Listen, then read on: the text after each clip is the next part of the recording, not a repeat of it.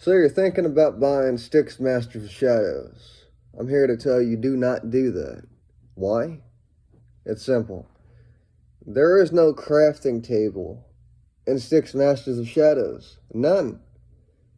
So, every time you die, you know how easy the game becomes when you have a bunch of freaking throwing knives? That you can just go over to the crafting table and craft the items. And then voila, you got, 4 enemies. You throw you take those guys out, and then you can proceed on. But no, this game, things are freaking impossible. You sit there and you go invisible, and then it only gives you a couple seconds to run around, and you can't even make it to where you're trying to go without getting spotted. And then, when the guards run up on you, you can't even run away if they get too close to you because it does this freaking aim assist type shit. And it's just ridiculous. I had high hopes for this game. There's a part of me really didn't want to buy it. I couldn't put my finger on why I didn't want to buy it. But now you have it. Because it's just not a good game. Doesn't give off that full STYX vibes. You got this character running around, you got STYX talking, and he's like some sort of anime guy. And then you got him talking to this other guy, STYX, calling him Rakash. And then Rakash, or whoever this guy is, acting like STYX. So am I really playing STYX? Or is this just some Rakash and STYX is some anime character explaining a freaking story?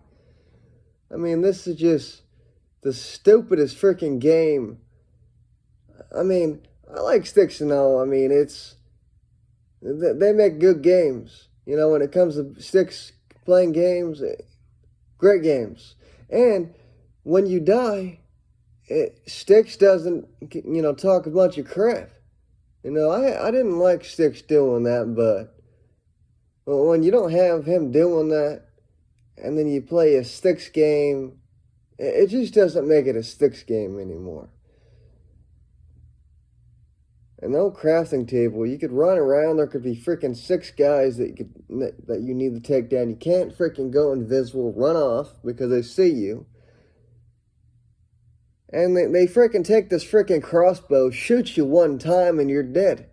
You could have freaking full freaking health or half health. One shot, you're dead. Some big guy picks you up, kills you, and that's it. One thing I will say is I like the way they made it to where you can kill the enemy. I sort of don't. But the way, it's a lot better than the other one where you have to press X on the same time when he's going for just to free to attack him. But it's just a ridiculous game, and they should have partnered with like Assassin's Creed and Dungeon Defenders, or Call of Duty. If STYX was able to shoot things, he's a freaking goblin. Okay, goblins are tough. They're supposed to be tough, not this weak thing. He has no ability to freaking use really any combat, fighting skills with the sword.